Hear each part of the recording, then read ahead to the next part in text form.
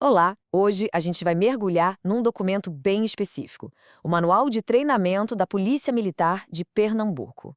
O nosso objetivo aqui é entender a doutrina oficial de direitos humanos que é ensinada para os policiais do Estado. E para começar, olha só que frase forte, tirada do próprio manual. É uma expressão que já coloca na mesa o maior de todos os dilemas do trabalho policial, o equilíbrio muitas vezes difícil entre o uso da força e o respeito à dignidade de cada pessoa. Para a gente entender essa doutrina, nosso caminho vai ser dividido em 5 etapas. A gente começa com um paradoxo bem real e vai até os princípios criados para tentar resolver esse conflito. Então, vamos lá, direto ao ponto. O manual já abre a discussão com uma imagem muito impactante, que praticamente resume toda a tensão que existe no policiamento hoje em dia. Pensa nessa cena. É o ponto de partida de tudo. Ela nos joga de cara com o exercício mais cru do poder. É a imagem exata daquele conceito que a gente acabou de ver, a desumanização do humano, que o manual aponta como um risco constante da atividade policial. E o mais interessante é que o manual não só mostra imagem, ele analisa como as pessoas reagem a ela. E as reações são totalmente opostas. De um lado, indignação, do outro, aplausos. Isso só mostra o tamanho do abismo que existe na nossa sociedade sobre qual é, afinal, o papel da polícia. Ok, mas como se cria um manual de regras para impedir que o poder seja usado de forma errada? A resposta, segundo o próprio documento, não é nova, não. Ela vem sendo construída, há milhares de anos. Essa linha do tempo mostra bem essa construção. Começa lá atrás, quase 4.000 anos, com o Código de Hammurabi. Passa pela Magna Carta, que foi um freio no poder absoluto dos reis. Chega na Revolução Francesa e, mais recentemente, na Declaração Universal da ONU. Tudo isso culmina, para a gente aqui no Brasil, na nossa Constituição de 88, que coloca a dignidade humana como a base de tudo. Ou seja, esses direitos não são ideias vagas, são lições que a humanidade aprendeu do jeito mais difícil. E essa longa jornada histórica nos traz a este conceito central, a dignidade da pessoa humana. O que o manual quer dizer com isso? Que é uma qualidade que todo mundo tem. Não importa quem a pessoa é, o que ela fez ou deixou de fazer. É um valor absoluto.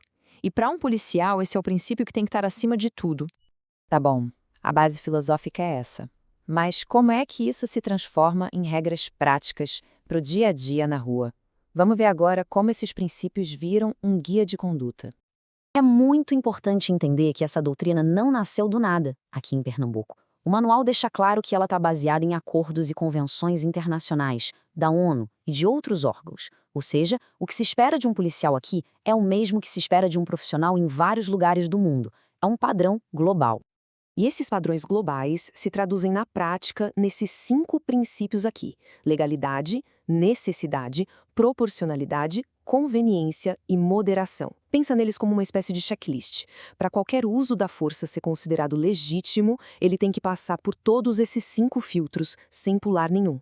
E aqui, o manual faz uma das distinções mais importantes de todas: a diferença entre rigor e violência. O rigor é o uso da força dentro da lei, de forma técnica, quase como um instrumento cirúrgico.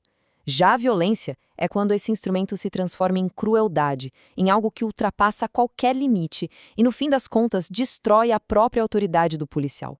Agora, a gente vai entrar numa das partes mais, eu diria, provocadoras da doutrina.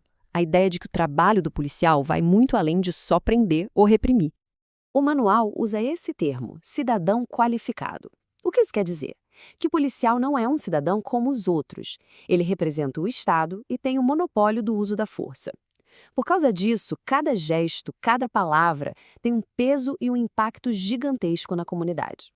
E se ele é esse cidadão qualificado, o manual vai além e o define como um pedagogo da cidadania. É isso mesmo, um professor. Não numa sala de aula, mas na rua. O comportamento dele, seja para bem ou para mal, está sempre ensinando alguma coisa para a sociedade. Ele educa pelo exemplo. E por que esse papel de educador é tão importante? Por causa do que o manual chama de visibilidade moral. As ações de um policial não acontecem no escuro.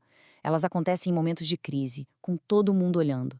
Cada atitude dele pode construir a confiança das pessoas no Estado ou pode destruir essa confiança em segundos.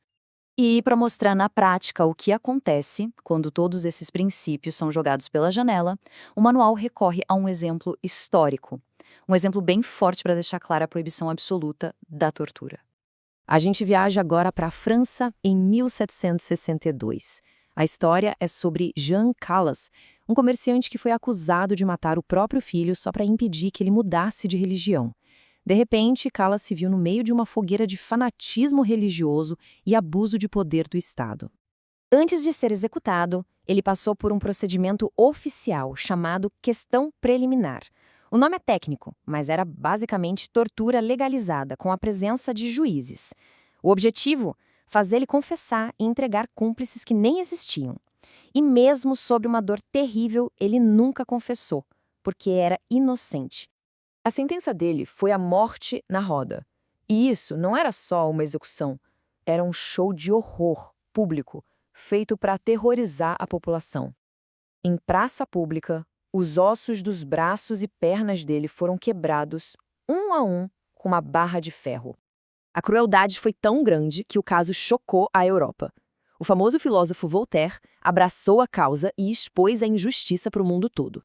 O caso de Jean Calas virou um marco na luta contra a intolerância e um exemplo do porquê um sistema de justiça precisa ser baseado em direitos e não na violência. E no meio da tortura, ele disse essa frase que o manual faz questão de registrar: onde não há crime, não pode haver cúmplices. Uma frase simples, dita em meio a uma agonia indescritível, que resume toda a injustiça da situação. Bom, a gente passou pela doutrina, pelos seus princípios, pela sua história. Fica claro qual é o ideal que está no papel. A grande questão que o manual deixa no ar é o tamanho do desafio de aplicar tudo isso na realidade complexa e, muitas vezes, brutal do policiamento no dia a dia.